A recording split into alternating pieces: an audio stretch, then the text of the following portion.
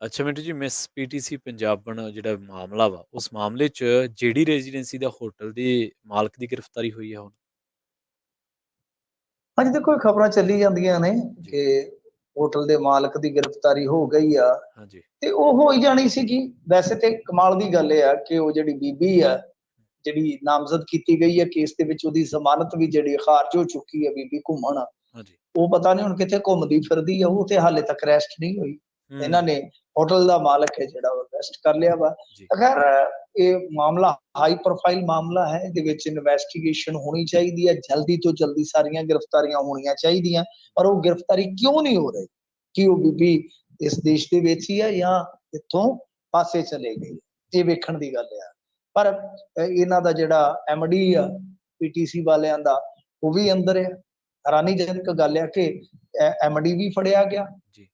ਤੇ ਹੋਟਲ ਮਾਲਕ। ਹੋਟਲ ਦਾ ਮਾਲਕ ਵੀ। ਜੀ, ਤੇ ਇਸ ਤੋਂ ਇਲਾਵਾ ਮੇਰੇ ਖਿਆਲ ਦੇ ਨਾਲ ਹੋਰ ਨਾਮਜ਼ਦ ਬੰਦੇ ਜਿਹੜੇ ਆ, ਉਹ ਵੀ ਛੇਤੀ ਕਿਤੇ ਚਲ ਫੜ ਲੈਣਗੇ, ਕਿਤੇ ਵੱਡੀ ਗੱਲ ਨਹੀਂ ਹੈਗੀ। ਪਰੰਤੂ ਜੋ ਦਿਖਾਇਆ ਇਹਨਾਂ ਨੇ ਕੇਸ ਦੇ ਮੁਤਾਬਕ, ਤਾਂ ਉਹ ਤਾਂ ਹਾਲੇ ਤੱਕ ਹਸਤੀ ਫੜੀ ਨਹੀਂ ਗਈ। ਇਹਨਾਂ ਨੂੰ ਹੂੰ, ਫੜਨਾ ਚਾਹੀਦਾ ਇਸ ਮਾਮਲੇ 'ਚ, ਜੀ, ਔਰ ਨਿਆਂ ਹੋਣਾ ਚਾਹੀਦਾ। ਹਾਂ, ਮੈਂ ਕਹਿੰਦਾ ਮੇਰੀ ਹਮੇਸ਼ਾ ਇਹੀ ਮੰਗ ਹੁੰਦੀ, ਕਿਉਂਕਿ ਅਸੀਂ ਮੰਗ ਹੀ ਕਰ ਸਕਦੇ ਹਾਂ ਜੀ, ਕਿ ਭਾਈ ਕਿਸੇ ਦੇ ਨਾਲ ਅਨਿਆਂ ਨਹੀਂ ਹੋਣਾ ਚਾਹੀਦਾ। ਜੇ ਕੋਈ ਨਜਾਇਜ਼ ਆ, ਉਹ ਨਹੀਂ ਟੰਗਿਆ ਜਾਣਾ ਚਾਹੀਦਾ। ਜੇ ਕੋਈ ਜਾਇਜ਼ ਆ, ਉਹ ਨਹੀਂ ਬਚਣਾ ਚਾਹੀਦਾ। ਹੂੰ, ਇਹ ਮਾਮਲਾ ਹਾਈ ਪ੍ਰੋਫਾਈਲ ਆ, ਔਰ ਇਸ ਤਰ੍ਹਾਂ ਦੇ ਜਿਹੜੇ ਮੁਕਾਬਲੇ ਹੁੰਦੇ ਨੇ, ਉਹਨਾਂ ਸਾਰਿਆਂ ਤੇ ਨਿਗਾਹ ਰੱਖਣ ਦੀ ਜ਼ਰੂਰਤ ਆ। ਇਹ ਜਿਹੜਾ ਨਵਾਂ ਟ੍ਰੈਂਡ ਚੱਲਿਆ ਕਿ ਹੋਟਲ ਦੇ ਵਿੱਚ ਰੱਖਿਆ ਜਾਂਦਾ ਇੰਨੇ ਦਿਨਾਂ, ਕੀ ਗੱਲ ਹੈ ਵੀ ਉੱਥੇ ਕੋਈ ਕੈਦਖਾਨਾ ਬਣਾਇਆ ਹੁੰਦਾ ਤੁਸੀਂ? ਜੀ, ਕੀ ਹੋ ਜਾਏਗਾ? ਮੁਕਾਬਲਾ, ਖੁੱਲਾ ਮੁਕਾਬਲਾ ਕਰਵਾਓ ਤੁਸੀਂ। ਬਿਊਟੀ ਮੁਕਾਬਲਾ ਹੈ ਜਾਂ ਕੁਛ ਵੀ ਮੁਕਾਬਲਾ ਜਿਹੜਾ ਵੀ ਤੁਸੀਂ ਕਰਵਾਉਂਦੇ ਆ, ਹਾਂਜੀ, ਉਹਦੇ 'ਚ ਕੀ ਲੁਕਾਉਣ ਵਾਲੀ ਕਿਹੜੀ ਗੱਲ ਹੈ ਬਈ? ਮੁਕਾਬਲੇਬਾਜ਼ ਤੁਸੀਂ ਦਿਨ ਜਿਹੜਾ ਕੰਮ ਕਰਨਾ ਕਰੋ। ਜੇ ਕੋਈ ਸ਼ੂਟ ਕਰਨਾ ਹੈ, ਕੋਈ ਜਿੰਨੇ ਵਜੇ ਰਾਤ ਨੂੰ ਕਰਨਾ ਕਰੋ, ਘਰੇ ਜਾਣ ਦਿਓ। ਤੇ ਜੇ ਮੰਨ ਲਓ ਠਹਿਰਾਉਣਾ ਵੀ ਹੈ, ਐਸੀ ਵਿਵਸਥਾ ਹੋਣੀ ਚਾਹੀਦੀ ਹੈ, ਐਸਾ ਪ੍ਰਬੰਧ ਹੋਣਾ ਚਾਹੀਦਾ ਹੈ, ਜੀ, ਜਿਹੜੇ ਮੁਕਾਬਲੇ ਰਜਿਸਟਰਡ ਹੋਣ। ਕੁਝ ਵੱਡੇ ਸ਼ਹਿਰ ਹੀ ਜਿਹੜੇ ਆ, ਚੋਣਵੇਂ ਸ਼ਹਿਰ ਰੱਖੇ ਜਾਣ, ਤੇ ਜਿੱਥੇ ਜਿਹੜਾ ਵੀ ਕੋਈ ਔਰਤ ਅਧਿਕਾਰੀ ਉੱਥੇ ਜੋ ਸੰਬੰਧਿਤ ਏਰੀਏ ਦਾ, ਤਾਂ ਉਹ ਜਾ ਕੇ ਉੱਥੇ ਚੈਕਿੰਗ ਕਰੇ ਅਫਸਰ ਹੂੰ, ਬਕਾਇਦਾ, ਵੀ ਕੁੜੀਆਂ ਨੂੰ ਕੋਈ ਸਮੱਸਿਆ ਤੇ ਨਹੀਂ ਆ ਰਹੀ। ਜੀ, ਇਸ ਕਰਕੇ ਜ਼ਰੂਰੀ ਹੈ ਇਹਨਾਂ ਚੀਜ਼ਾਂ, ਇੱਕ ਥਾਂ ਤੇ ਖਲੋਣ ਵਾਲੀ ਗੱਲ ਨਹੀਂ ਹੈ। ਅੱਗੇ ਵੀ ਵੇਖਣ ਦੀ ਜ਼ਰੂਰਤ ਹੈ, ਹੋਰ ਤਾਂ ਨਹੀਂ ਕੁਝ ਐਸਾ ਵੈਸਾ ਹੋ ਰਿਹਾ। ਜੀ। ਬਿਲਕੁਲ, ਤਾਂ ਪ੍ਰਧਾਨ ਮੰਤਰੀ ਸਾਹਿਬ ਹੁਣ ਸਟੇਟਾਂ ਨੂੰ ਕਹਿ ਰਹੇ ਨੇ ਵੀ ਟੈਕਸ ਘਟਾ ਲਓ, ਤੁਸੀਂ ਮਾੜਾ-ਮੋਟਾ ਰਾਹਤ ਦੇ ਦਿਓ ਲੋਕਾਂ ਨੂੰ।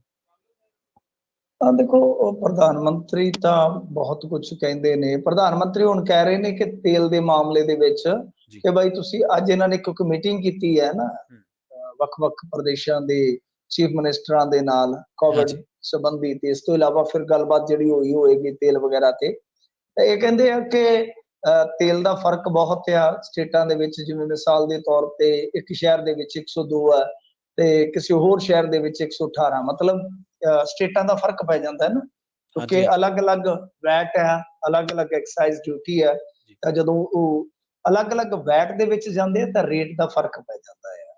ਤੇ ਇਸ ਕਰਕੇ ਉਹਨਾਂ ਨੇ ਕਿਹਾ ਕਿ ਸਟੇਟਾਂ ਨੂੰ ਚਾਹੀਦਾ ਕਿ ਮਹਿੰਗਾਈ ਤੋਂ ਰਾਹਤ ਦੇਣ ਵਾਸਤੇ ਘੱਟੋ ਘੱਟ ਵੈਟ ਜਿਹੜਾ ਆ ਉਹ ਸਰਕਾਰਾਂ ਹਟਾਉਣ। ਦੇਖੋ ਜੀ, ਗੱਲ ਇਹ ਆ ਕਿ ਅੱਗੇ ਪੰਜਾਬ ਨੇ, ਇਹਨਾਂ ਨੇ ਰਾਹਤ ਦਿੱਤੀ ਸੀ 5 ਰੁਪਏ ਐਕਸਾਈਜ਼ ਡਿਊਟੀ ਘੱਟ ਕਰਕੇ ਪੈਟਰੋਲ ਤੇ। ਪੰਜਾਬ ਨੇ 10 ਰੁਪਏ ਘਟਾਇਆ ਸੀਗਾ, ਜੀ, 10 ਰੁਪਏ ਘਟਾ ਦਿੱਤਾ ਸੀਗਾ। ਕੁਝ ਹੋਰ ਰਾਜਾਂ ਦੇ ਵਿੱਚ ਵੀ ਕੋਈ ਰਾਹਤ ਦਿੱਤੀ ਹੋਏਗੀ, ਜਿਵੇਂ ਮੈਂ ਦੇਖਿਆ ਸੀਗਾ ਮਹਾਰਾਸ਼ਟਰ ਦੇ ਵਿੱਚ ਜਿਹੜੀ ਗੈਸ ਹੈ, ਉਹਦੇ ਤੇ ਇਹਨਾਂ ਨੇ ਰਾਹਤ ਦਿੱਤੀ ਸੀਗੀ, ਟੈਕਸ ਕਾਫੀ ਘਟਾ ਦਿੱਤਾ ਸੀਗਾ। ਉਹ ਕਹਿਣ ਦਾ ਮਤਲਬ ਇਹ ਹੈ ਕਿ ਸਰਕਾਰ ਜਿਹੜੀ ਕੇਂਦਰ ਦੀ ਹੈ, ਉਹਨੂੰ ਪਹਿਲ ਕਰਨੀ ਚਾਹੀਦੀ। ਜੇ ਉਹ ਪਹਿਲ ਕਰ ਦੇਵੇ, ਤੇ ਮੈਨੂੰ ਲੱਗਦਾ ਕਿ ਸੂਬਾ ਸਰਕਾਰਾਂ ਤੇ ਉਦਾਂ ਹੀ ਦਬਾਅ ਆ ਜਾਏਗਾ, ਦਬਾਅ ਵੱਧ ਜਾਏਗਾ ਪਬਲਿਕ ਦਾ।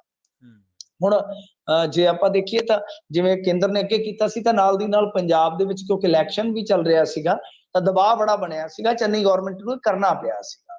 ਜੀ, ਇਸ ਤਰ੍ਹਾਂ ਮੇਰੇ ਖਿਆਲ ਦੇ ਨਾਲ ਮਿਸਾਲ ਇਹਨਾਂ ਨੂੰ ਫੇਰ ਪੇਸ਼ ਕਰਨੀ ਚਾਹੀਦੀ। ਔਰ ਵੈਸੇ ਵੀ ਇਹਨਾਂ ਨੇ ਸੰਸਦ ਦੇ ਵਿੱਚ ਮੰਨਿਆ ਹੈ ਕਿ ਪਿਛਲੇ 3 ਸਾਲਾਂ ਦੇ ਦੌਰਾਨ ਹੀ ਤਕਰੀਬਨ 9 ਲੱਖ ਕਰੋੜ ਰੁਪਈਆ ਕਮਾਇਆ ਇਹਨਾਂ ਨੇ, 9 9 ਲੱਖ, ਲੱਖ ਕਰੋੜ ਰੁਪਈਆ। ਜੀ, ਸੋ ਗੱਲ ਇਹ ਹੈ ਕਿ ਇੰਨੀ ਕਮਾਈ ਤੁਸੀਂ ਕਰ ਚੁੱਕੇ ਹੋ। ਔਰ ਗੱਲ ਇਹ ਹੁੰਦੀ ਹੈ ਕਿ ਜਿਵੇਂ ਤੇਲ ਦੀ ਖਪਤ ਜ਼ਿਆਦਾ ਹੋਏਗੀ, ਟੈਕਸ ਤਦ ਵੀ ਵਧੇਗਾ, ਜੀ, ਕਲੈਕਸ਼ਨ ਤੁਹਾਡੀ ਤਦ ਵੀ ਵਧੇਗੀ।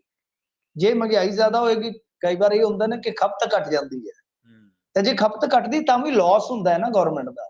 ਸੋ ਇਸ ਕਰਕੇ ਮੈਨੂੰ ਲੱਗਦਾ ਕਿ ਇਹਨਾਂ ਨੂੰ ਇਹ ਸਲਾਹ ਦੇਣ ਦੀ ਥਾਂ ਤੇ ਕਿ ਤੁਸੀਂ ਟੈਕਸ ਘੱਟ ਕਰੋ, ਇਹਨਾਂ ਨੂੰ ਆਪਣੇ ਤੇ ਗੱਲ ਲਾ ਕੇ ਹਾਂ ਬਈ ਲਓ ਵੀ 5 ਰੁਪਏ ਐਕਸਾਈਜ਼ ਡਿਊਟੀ ਅਸੀਂ ਘੱਟ ਕਰ ਦਿੱਤੀ ਆ, ਕੋਈ 5-7 ਤੁਸੀਂ ਘੱਟ ਕਰ ਦਿਓ ਤਾਂ ਕਿ ਆਮ ਬੰਦੇ ਨੂੰ, ਗਰੀਬ ਬੰਦੇ ਨੂੰ ਜਿਹੜੀਆਂ ਦੂਜੀਆਂ ਵਸਤੂਆਂ ਮਾਰ ਰਹੀਆਂ ਉਹਦੇ ਮੁਕਾਬਲੇ ਕੁਝ ਤੇਲ ਦੇ ਵਿੱਚ ਰਾਹਤ ਦਿੱਤੀ ਜਾ ਸਕੇ।